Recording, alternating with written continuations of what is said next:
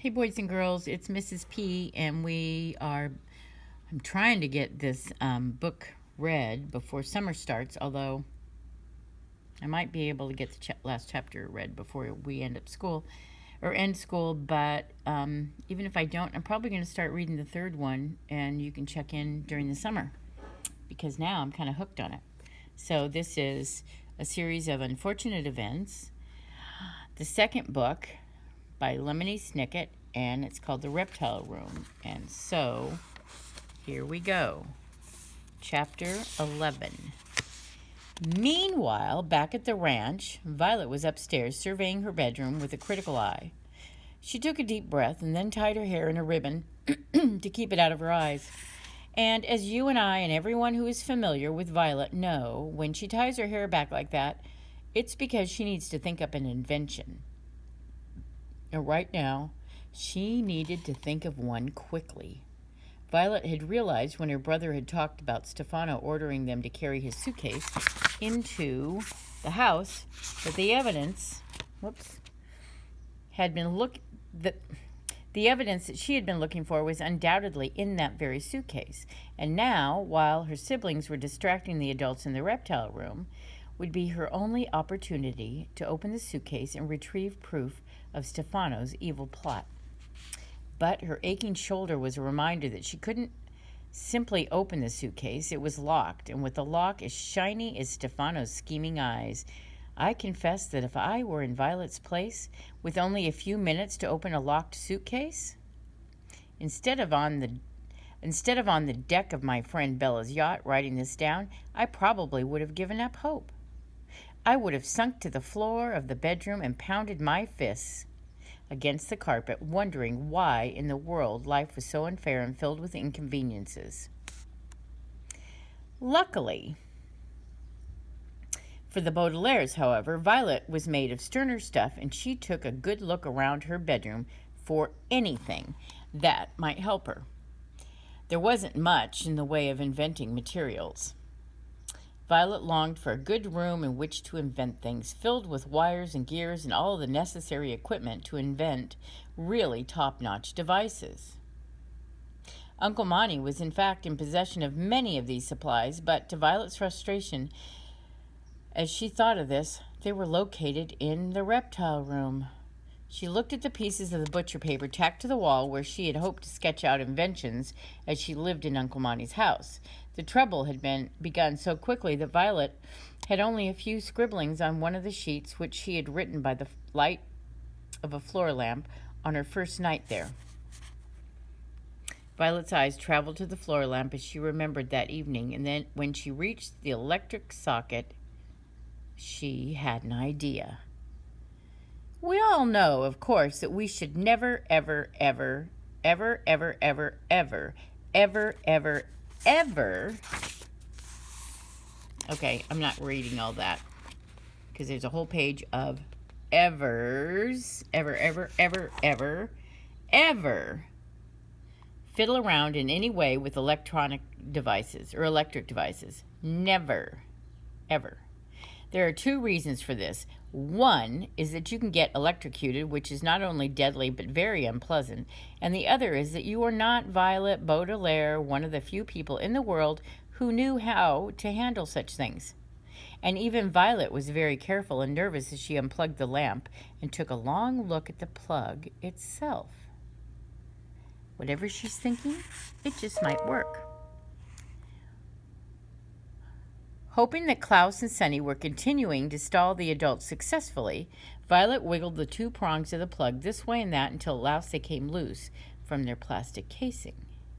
So now she had two small metal strips. Violet then took one of the thumbtacks out of the butcher paper, letting the paper curl down the wall as if it were lazy, and with the sharp end of the tack she poked and prodded the two pieces of metal until one was hooked around the other, and then forced the thumbtack between the two pieces so the sharp end stuck straight out.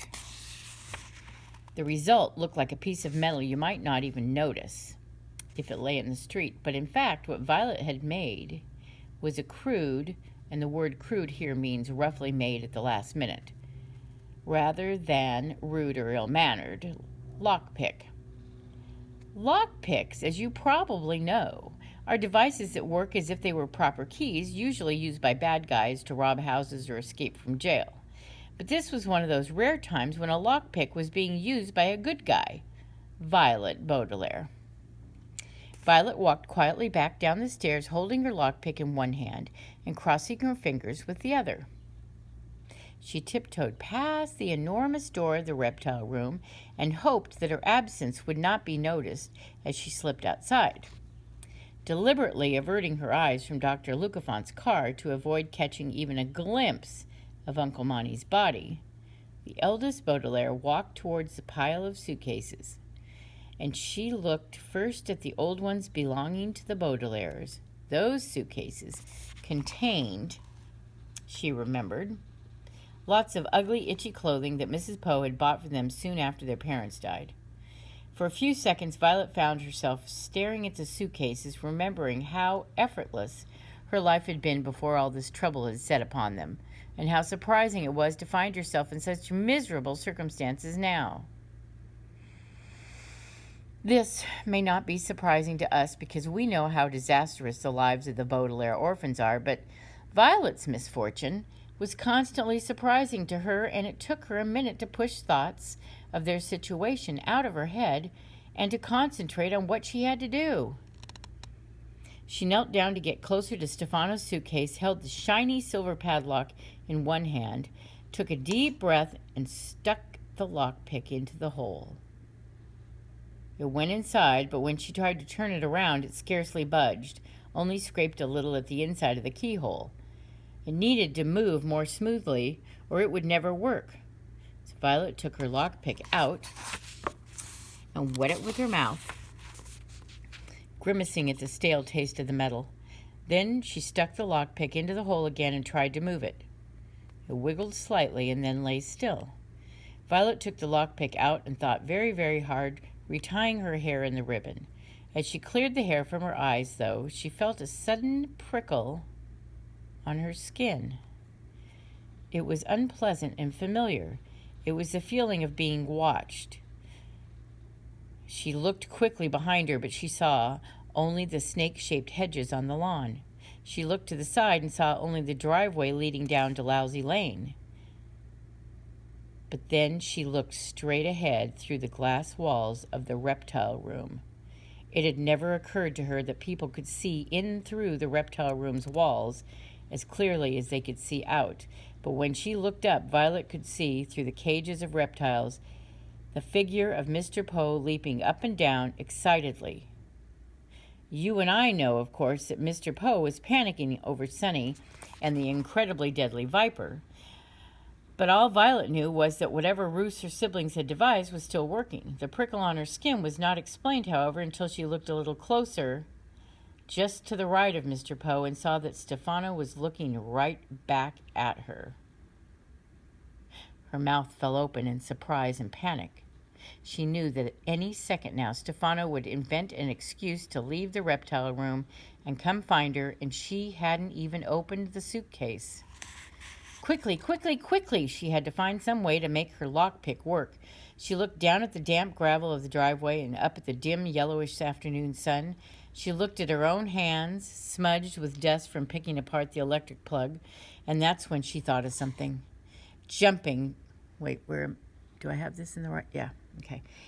to her feet, Violet sprinted back into the house as if Stefano were already after her and pushed her way through the door into the kitchen.